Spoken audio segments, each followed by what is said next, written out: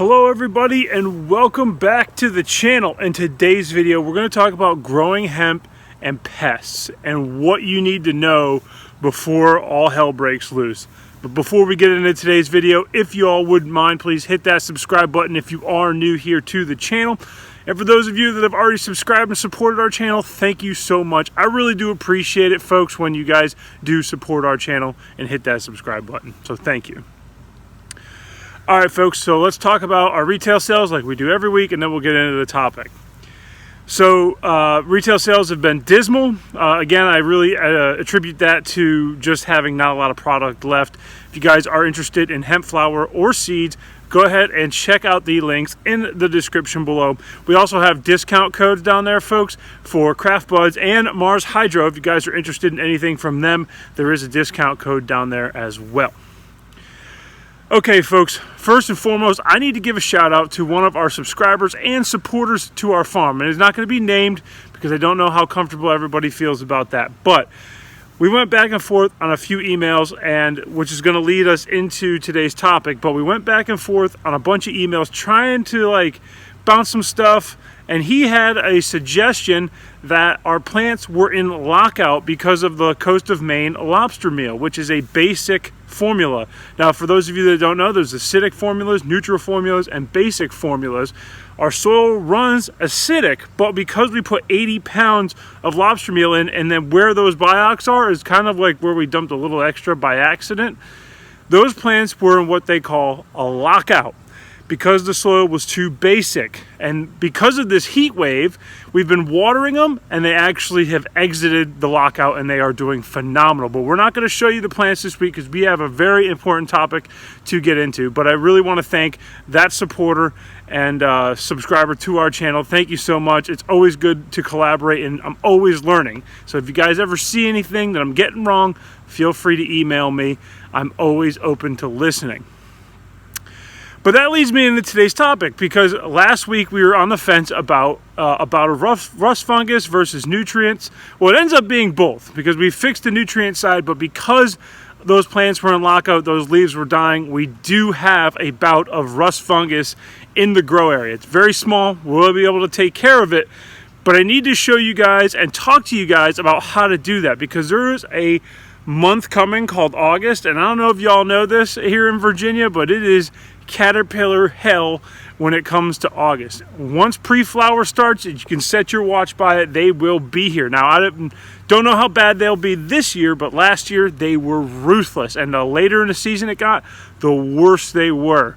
So once you see them in August, it's only going to get worse, which I hate to break it to those new Virginia farmers. They're going to learn that lesson this year. But I'm here today to at least help you get through that, and possibly, be a little better than we were last year when that kind of caught us by surprise, because they just showed up one day and then they started demolishing plants.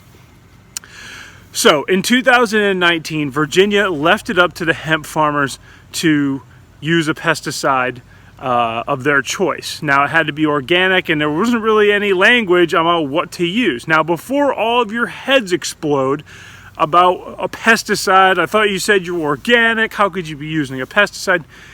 Let me hit you with this bout of information I've got right here on my table, because for those of you who don't know what a pesticide is, I'm going to lay some knowledge on you folks. According to the state of Virginia, now this isn't from Webster, but this is from the state of Virginia, okay, a pesticide, y'all can see it right here, any substance or mixture intended for preventing, destroying, repelling, mitigating any insects, rodents, fungi, bacterial, and weeds. Okay. So that means that a can of beer poured into a bowl to get rid of slugs next to your tomato plant, that's a pesticide. Soapy water, a lot of people use soapy water. Dawn, water, boom, you spray it on your plant. That's a pesticide. So according to this, anything you put near, on, or next to the plant to get rid of any type of insect or fungus is a pesticide. Okay, so now that we've cleared the air on that, before all your heads explode that we're using pesticides and how could you be organic when you use pesticides? Look, folks, y'all shop at Whole Foods, knock yourselves out. Organic is organic, and it's up to the farmer on how to use organic pesticides. There are such a thing, and you have to trust the farmer, because even being organic certified, that farmer, you know, he only gets like screened like once a year. So that doesn't mean that he's not spraying Roundup either. So just, you know, be aware of your farmer and where your food comes from, but also your hemp. So now that we've got that rant out of the way, this is the important information. And I know I have a few Virginia hemp farmers that follow me. Y'all should have gotten this message. Back in the winter, we received a letter from the state of Virginia telling us what pesticides they cleared for use in Virginia. And then it is only 10. Now I'll give you my beef about that in a little bit. But there are 10 biofungicides, there are pesticides in there, but there's only 10. So you got to look at the thing, and we picked 2, a biofungicide and a insecticide, pesticide for our farm out of this list. But let me show you the list here, folks, while I'm looking around in my papers here. Here is the list. Okay, I know you can't probably read it, but that's the list they sent us in the mail. Now, so we've known this the whole year. When we renewed our permit, they've been really transparent about what we're doing this year. Just like how we switched over to total, you know, that number, because if I say that, they'll demonetize my entire video. But you know what I'm saying. The 0.3 number is now a total compilation of that cannabinoid and not just Delta 9. So just remember that. But they've been pretty clear about that this year, whereas last year, very murky water. But we're still under the 2014 Farm Bill. Anyway, long story short, we have a list now. Now here's my beef with that list. It is pretty much one company controls that list. Now, do I think our politicians were bought and paid for in Richmond? You're damn right I do. It doesn't matter what side of the aisle you are on. There is money in that pamphlet, and somebody paid somebody off in Richmond to get on that list. Because why is there only 10, and why is it all the same company? But, you know, you got to do what you got to do. You know, you have to use what they tell you to use, because if you don't, you could lose your permit, and there's a whole host of other problems that go along with it. So you got to follow the rules. As much as I think that there is a lot of fingerprints and dirty money in that pamphlet that they sent us this winter, regardless of how I feel about it, we always follow the rules. Just like I don't feel like we need a permit to grow a plant, but it is what it is.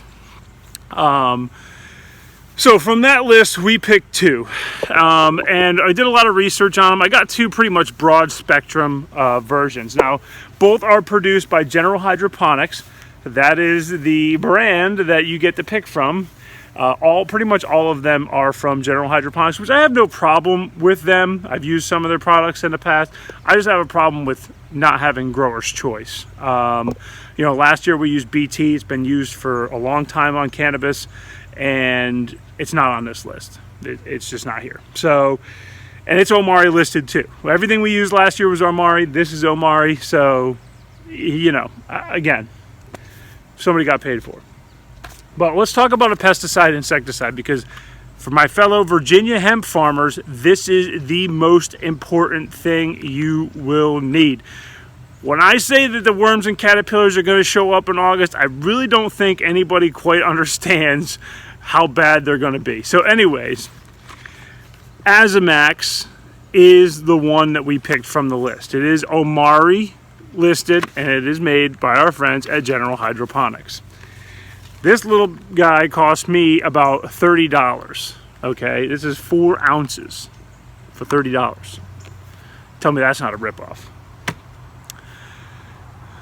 But it's approved. This is what we're going to be using. Now, why is pesticide so important? Pesticide is very important. For all of you that watched us go through it last year, we could have at least lessened the blow because we were playing from behind from the get-go. If you start spraying anticipating the worms and caterpillars, you'll have less of them in the wave, because some of them will bite the leaf. Whatever is in that mixture, will kill them or stunt their growth. I believe there's a growth inhibitor for the insects in that thing, or some natural growth inhibitor. So that's number one. Number two is if you're spraying those plants and preventing that, you also get more harvest. Last year, I could pretty much solidly say we lost anywhere between 15 to 10% of our harvest. That means at least 5 to 6 entire plants, poof, gone. Okay? Poof, gone. Entire plants. So, and we're such a small grow, an entire plant lost is a big deal. So we're constantly worried about that, about losing plants and making sure they're taken care of. Now everybody will say, well, you can go out there and hand pick them. Yeah, that's great. When it's 110 outside, I would love to see a volunteer come out here and pick those for more than 2 hours. But anyway, that is something that's very, very important for us hemp farmers. You need to know. Now that's just Virginia's list. That's not saying that if you're a Tennessee grower, if you're a Colorado grower, there are different lists. Every state is different. So that's where this also gets complicated. This isn't the end all be all list. This is just for us Virginia hemp farmers, not for anybody else. This is what our state approved and went through our pest control board or whatever the hell they go through. Let's talk about biofungicide and why that's important, because our plants were locked out, a lot of leaves died, and I call it rust fungus. It's probably like leaf spore or something of that nature, in that general fungus, blight type thing. But anyway, this is a very general one. Also on the list, General Hydroponics, Def Guard. Had good reviews. It's pretty broad spectrum, and that's what we're looking for. Now, in the past, we always used Dr. Zymes. Everybody loves Dr. Zymes. It's been in the cannabis industry for a long time. I would love to continue using Dr. Zymes, but it's not the case, unfortunately. This year, there is no freedom of choice. We are told what we have to use, and that is what we have to use. Otherwise, we're hand-picking caterpillars and worms, and I got to tell you guys, I am not looking forward to that. I'll be out there doing that as well as spraying this, so I can't imagine what it would be like if you didn't spray. Probably close to a 50% crop loss. I mean, it gets bad. So that is what I'm talking about today, is the pesticide and fungicide, knowing your state's laws, knowing how to spray them, when to applicate them. Now, for you fellow Virginia farmers, in about 3 weeks, when we all start getting into pre-flower, it's when you start seeing the pistils on the plant and stuff like that, you're going to start seeing your little friends show up. And those little friends are going to invite more little friends. And when you start getting into what I call flower stage, which is the very beginning of, you're starting to see the plant has stopped growing entirely. Veg is completely over, and now you're into flower. Because there's about 3 weeks of pre-flower that people really don't count. I mean, they call it veg or they call it flower. I like to call it pre-flower because the plant is still growing like a veg, but it's starting to show that it's getting ready. Right now, we got about two solid weeks left of just pure veg. We've hit peak veg. The plants are growing at a ridiculous rate. We got a 9-footer down there. If you guys follow us on Instagram, you would have seen it. Breaking farm records. I have no idea what to do with it. It's already been topped. I have to top it again. I have no idea what I'm going to do with that thing. And there's another one right next to it that's over 8 feet already too. So Lord knows what I'll be doing with that one. But this is really important, folks. Take it seriously and look at your list and get ready. Be prepared. The best thing you can do for pesticides and insecticides is be prepared. Preemptive strikes are the best thing you can be doing. Obviously it's a heat wave, so you gotta play it. It's a very fine balance, because when those pests show up, there will be heat waves. And like I said in my last video, they do come out in a heat wave in August, and they will come out in September when they're super hungry. At the end of September, it doesn't matter what weather you have, they will be out there chewing on your plants. But folks, that is what I have for today. If you guys were looking forward to seeing the plants, they're not going to be in today's video, but they will be in next week's video, so stop on by and check them out. If you guys are interested in hemp flower or seeds, all the information is in the description below. Go ahead and check it out. And if you guys need to get a hold of me, email, Facebook, Instagram, all down there as well. I hope you all stay happy, healthy, and I will see you in another video.